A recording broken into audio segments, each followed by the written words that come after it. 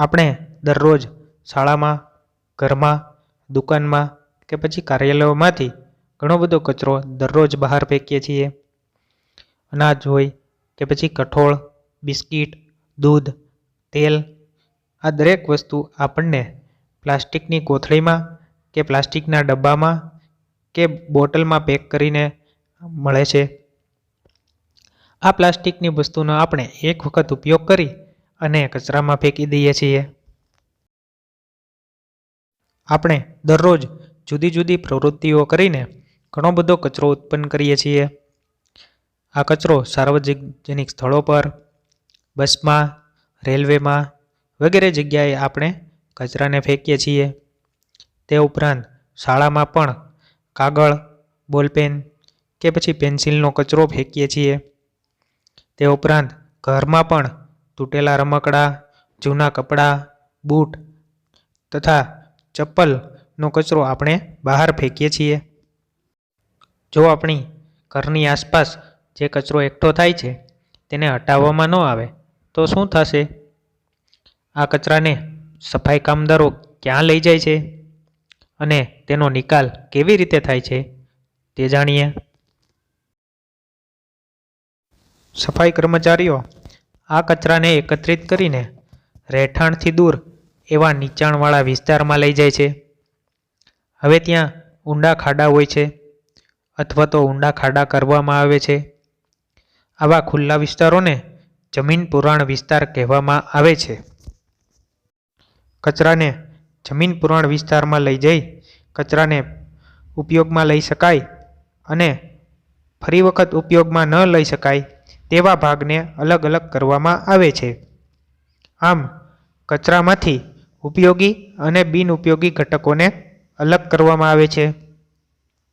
હવે જે ઘટકો બિનઉપયોગી છે એટલે કે ફરીવાર ઉપયોગમાં લઈ શકાય તેમ નથી તેને જમીન પુરાણ વિસ્તારમાં ફેલાવી અને માટી વડે ઢાંકી દેવામાં આવે છે. તેના પર બગીચો કે પછી રમતનું મેદાન બનાવવામાં આવે છે. લગભગ 20 વર્ષ સુધી તેના પર કોઈ બાંધકામ કરવામાં આવતું નથી. જમીન પુરાણ વિસ્તારની બાજુમાં ખાતર બનાવવા માટેના વિસ્તારનું નિર્માણ કરવામાં આવે છે. હવે ખાતર શું છે અને તે કેવી રીતે બનાવાય છે ચાલો જાણીએ. આપણે બે અલગ અલગ પ્લાસ્ટિકની થેલી લઈ એક થેલીમાં ફળ, શાકભાજી, વધેલો એઠવાડ, ચાના કૂચા, સમાચાર પત્રો, પાંદડા કે કાગળના કચરાને બાંધી અને 3-4 દિવસ સુધી જમીનમાં દાટી દઈએ તો કચરો કાળો થઈ જાય છે અને તેમાંથી દુર્ગંધ આવવા લાગે છે. અને જો બીજી થેલીમાં આપણે પ્લાસ્ટિકનો કચરો, કાચનો કચરો અને ધાતુનો કચરો કે રમકડા તૂટેલા હોય તેને રાખી જમીનમાં દાટી દઈએ તો તેમાં અગાઉની થેલીની જેમ કોઈ ફેરફાર જોવા મળતો નથી. પરંતુ જે સ્થિતિમાં આપણે રાખ્યા હતા તે જ સ્થિતિમાં જોવા મળે છે. તેનો અર્થ એ થયો કે રસોડાનો કચરો, ફળો, શાકભાજી તથા કાગળના કચરાનું વિઘટન થઈ જાય છે, પરંતુ કાચ, પ્લાસ્ટિક અને ધાતુનું વિઘટન થતું નથી. જો વિઘટન થયેલા કચરાને વધુ જમીનમાં રાખવામાં આવે તો તેમાંથી દુર્ગંધ આવતી બંધ થઈ જાય છે. તે સંપૂર્ણ રીતે કોહવાઈ ગયો હોય છે. હવે તેને જમીનમાં ઉમેરતા તે પોષક દ્રવ્યોનું કામ કરે છે. એટલે કે કોહવાઈ ગયેલો કચરો જમીનમાં પોષક દ્રવ્યોનું કામ કરે છે અને છોડને ઉછેરવામાં મદદ કરે છે. આ રીતે જૈવિક કચરો કોહવાઈને ખાતર બની જાય છે. કેટલાક પદાર્થોનું કોહવાવું અને ખાતર બનવું આ ક્રિયાને કમ્પોસ્ટિંગ કહેવામાં આવે છે. કેટલાક શહેરોમાં તથા નગરપાલિકાઓમાં 2 પ્રકારનો કચરો એકત્રિત કરવા માટે 2 પ્રકારની કચરાપેટી આપવામાં આવે છે.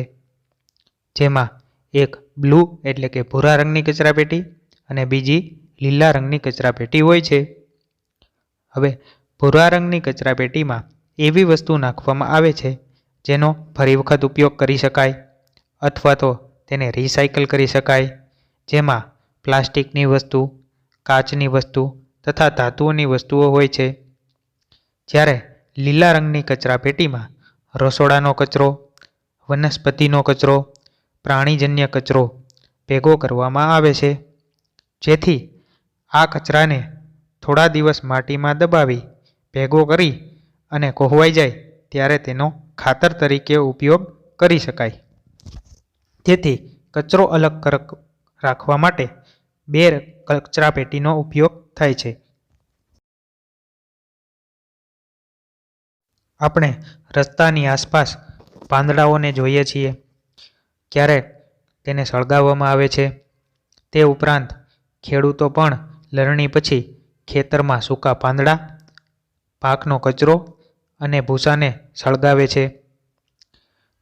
તો તેને સળગાવવાથી નુકસાનકારક વાયુઓ તથા ધુમાડો ઉત્પન્ન થાય છે. આ ધુમાડો પ્રદૂષણ ઉત્પન્ન કરે છે.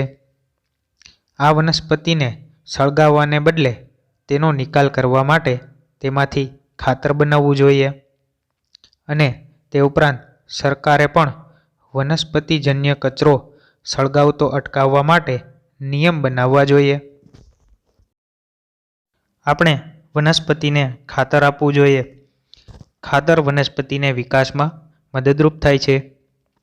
તે ઉપરાંત અળસિયા ખેડૂતના મિત્ર કહેવાય છે, કારણ કે અળસિયા જમીનને પોચી રાખવામાં મદદ કરે છે. લાલ અળસિયાની મદદથી પણ ખાતર બનાવવામાં આવે છે. આ ક્રિયાને વર્મી કમ્પોસ્ટિંગ કહેવામાં આવે છે. વર્મી કમ્પોસ્ટ ખાતર બનાવવા માટે એક ખાડો કરવામાં આવે છે. તે ખાડાને નીચેથી સમતલ કરવામાં આવે છે. હવે સમતલ કરેલા ખાડામાં સૌથી નીચે જાળી અથવા તો રેતીનું થર કરવામાં આવે છે. તેના ઉપર માટી નાખવામાં આવે છે અને તેની ઉપર સુકાયેલું છાણ અને ફળ તથા શાકભાજીનો કચરો નાખવામાં આવે છે. હવે તેમાં અળસિયા નાખવા માટે તૈયાર થઈ ગયો છે ખાડો. હવે તેમાં અળસિયા નાખી ઉપર પાણી છાંટવામાં આવે છે, જેથી અંદર વાતાવરણ ભેજવાળું રહે. ખાડાને સૂર્યના સીધા પ્રકાશથી દૂર રાખવામાં આવે છે, કારણ કે વધુ ગરમીના લીધે અળસિયાનો નાશ થઈ શકે છે. હવે સમયાંતરે તેમાં ફળ અને શાકભાજીનો કચરો ઉમેરતો રહેવામાં આવે છે, જેથી અળસિયા તેનો ખોરાક તરીકે ઉપયોગ કરે છે અને પાણીનો છંટકાવ પણ કરતો રહેવામાં આવે છે, જેથી તેમાં ભેજનું પ્રમાણ જળવાઈ રહે. આમ 3-4 અઠવાડિયા સુધી કરતાં માટી જેવો પોચો પદાર્થ દેખાય છે, જે જૈવિક ખાતર છે.